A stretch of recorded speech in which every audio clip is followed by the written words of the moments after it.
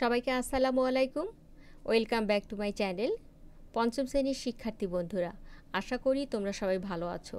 আজকে খুব মজার একটি ভিডিও নিয়ে এসেছি। সেটি হলো WH কোয়েশ্চেন তৈরির সহজ কয়েকটি নিয়ম আজকে আমি তোমাদের দেখিয়ে দেব। দেখো, তোমাদের কোয়েশ্চেনে এরকম একটি টাইপ থাকে, সেটি হলো make questions from the following statements by using who, what, when, which and how.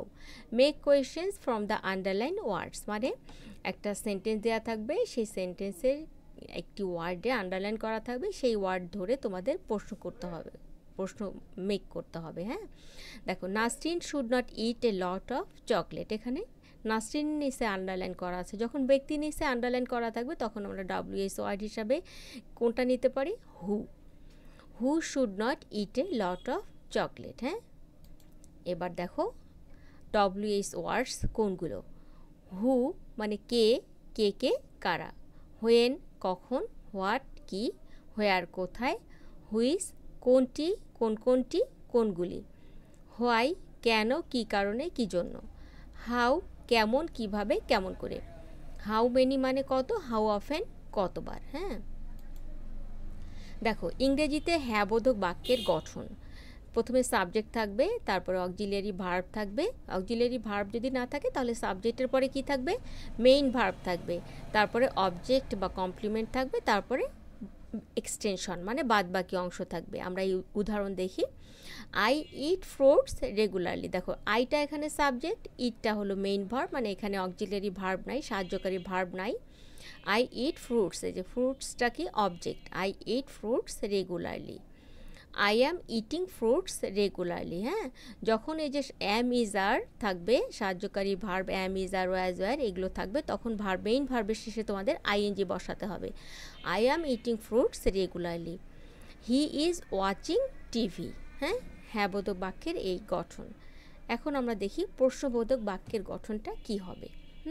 প্রশ্নবোধক বাক্যের গঠনটা এমন হবে, প্রথমেই আমাদের WH ওয়ার্ড নিতে হবে, তারপরে অক্সিলিয়ারি ভার্ব নিতেই হবে, তারপরে সাবজেক্ট নিতে হবে, তারপরে সাবজেক্টের পরে মেইন ভার্ব, এরপরে অবজেক্ট বা কমপ্লিমেন্ট, এরপরে বাকি অংশ। হ্যাঁ, দেখো, what do you eat regularly, এখানে একটা কোয়েশ্চেন দেওয়া আছে, তাহলে প্রথমে কি বসেছে?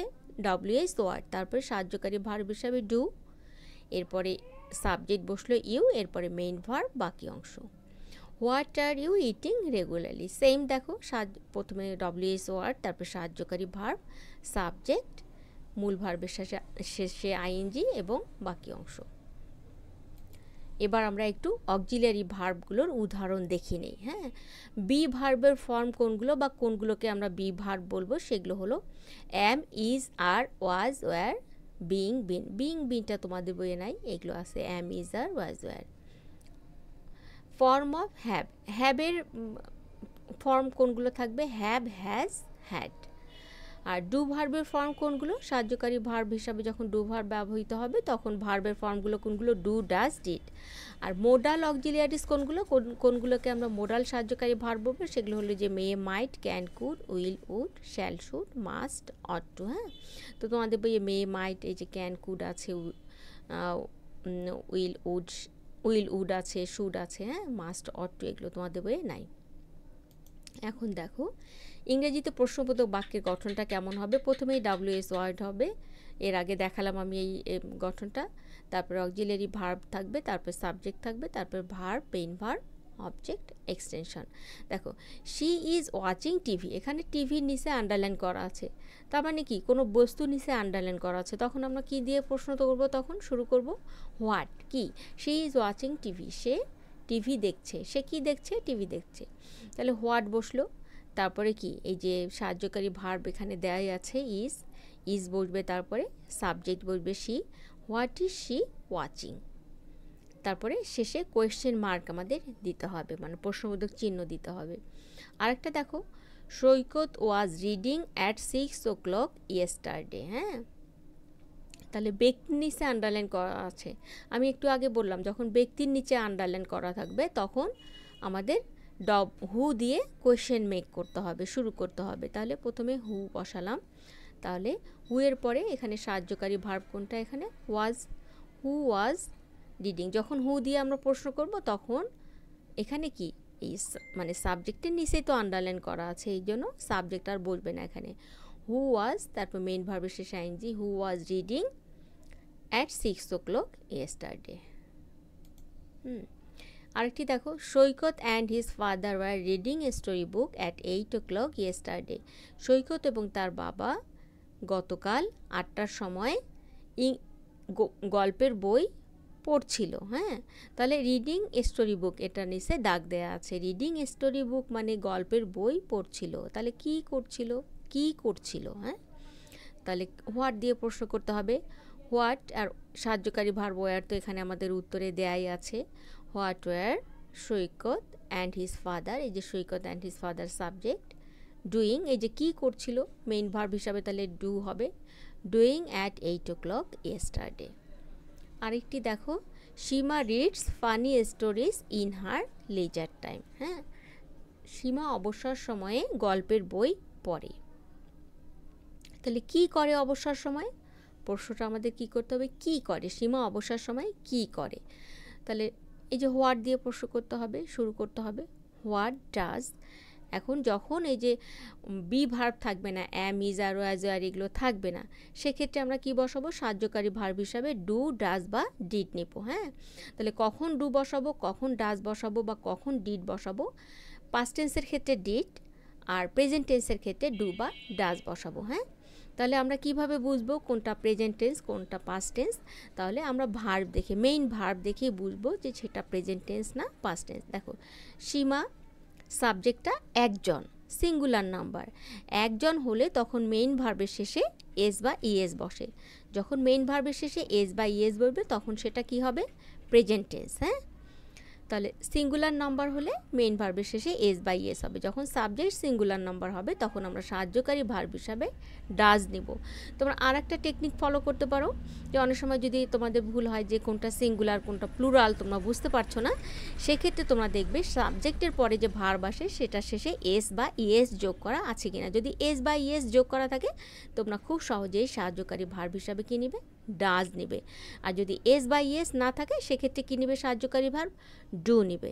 ঠিক আছে, তাহলে Seema reads funny stories in her leisure time. তাহলে what does Seema do in her leisure time, মানে রিডস ফানি স্টোরিজ গল্পের বই পড়ে, তাহলে কি করে, what does Seema do in her leisure time.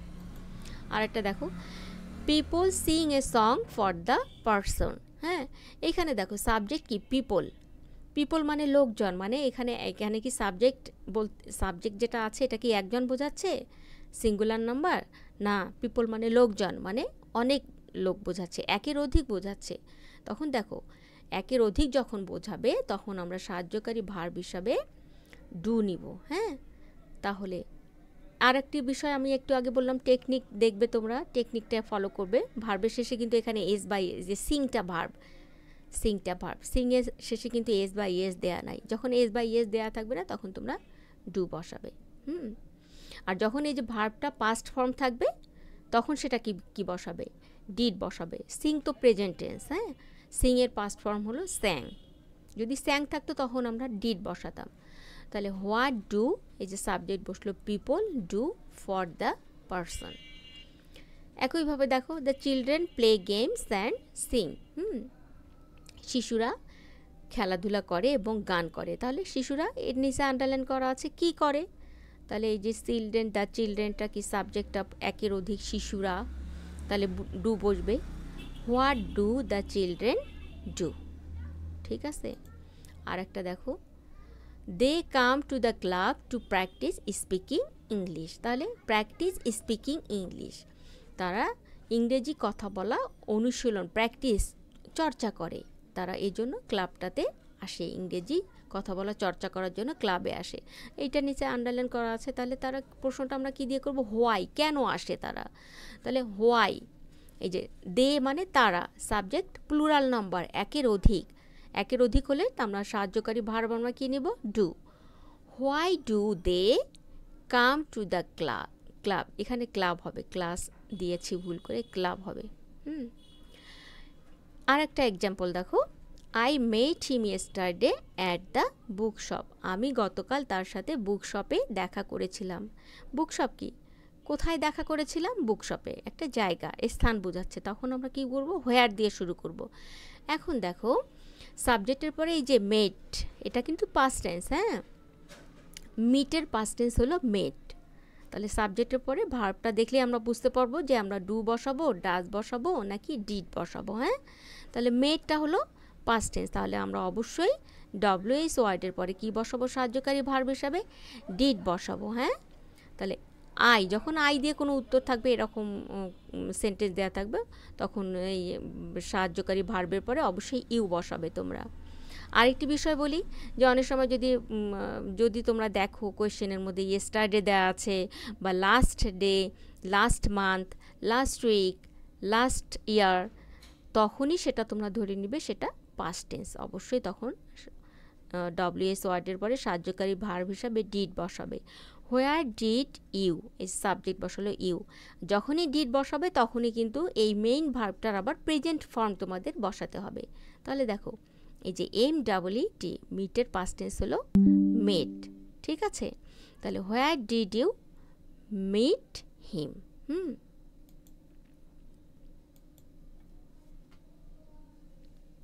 আরেকটি দেখো, Tamal can meet Andy in an hour, হ্যাঁ? তমাল ক্যান, এই যে ক্যান, কুড, উড, আমি কি বলেছিলাম? এগুলো মোডাল অক্সিলিয়ারি, হ্যাঁ? যখন এরকম মোডাল অক্সিলিয়ারি থাকবে সেক্ষেত্রে আমরা ডব্লিউএস ওয়ার্ডের পরে সেই মোডাল অক্সিলিয়ারিগুলো বসিয়ে দেব, হ্যাঁ?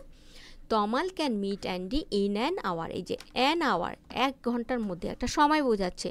যখন সময় বোঝাবে তখন আমরা কি করব? ডব্লিউএস ওয়ার্ড কি বসাবো? হোয়েন বসাবো, ঠিক আছে? হোয়েন বসাবো। When can Tamal meet Andy, হ্যাঁ? এই যে হোয়েন বসালাম, তারপরে মোডাল অক্সিলিয়ারি বসালাম, তমাল সাবজেক্ট বসালাম, মেইন ভার্ব বসালাম। When can Tamal meet Andy. আরেকটা দেখো, I would like to go to Sonargaon, হ্যাঁ? এই যে উডটা হলো মোডাল অক্সিলিয়ারি। তাহলে সোনারগাঁওয়ের নিচে আন্ডারলাইন করা আছে where would you like to go, হ্যাঁ? এরপরে আরেকটি দেখো, the Olympics are held every 4 years in a different host city, হ্যাঁ? দেখো অলিম্পিক্স বিভিন্ন হোস্ট সিটিতে প্রতি 4 বছরে অনুষ্ঠিত হয়। তাহলে এভরি 4 ইয়ার্সের নিচে আন্ডারলাইন করা আছে। তাহলে কতবার অনুষ্ঠিত হয়? আমরা কি দিয়ে প্রশ্ন করব তখন? হাউ অফেন দিয়ে শুরু করব। আর এখানে এই যে আর, বি ভার্বের ফর্ম দেয়া আছে, আর বি ভার্বের ফর্ম দেয়া থাকলে আমরা সেটিই বসিয়ে দেব ডব্লিউএস ওয়ার্ডের পরে। হাউ অফেন আর, এই যে দ্য অলিম্পিক্স, এটা subject, are the Olympics held, এই যে মূল ভার্ব, এটা held in a different host city. এই ছিল আজকের ভিডিও। তোমাদের যদি কোনো কিছু বুঝতে সমস্যা হয় বা অন্য কোনো টপিকের উপরে যদি তোমাদের কোনো ভিডিও লাগে, তোমরা অবশ্যই আমাকে কমেন্ট বক্সে জানিয়ে দেবে। সবাইকে ধন্যবাদ। আমার ভিডিওটি ভালো লাগলে সবাই লাইক, কমেন্ট করবেন, শেয়ার করবেন, সাথে সাথে আমার চ্যানেলটি সাবস্ক্রাইব করবেন। আল্লাহ হাফেজ।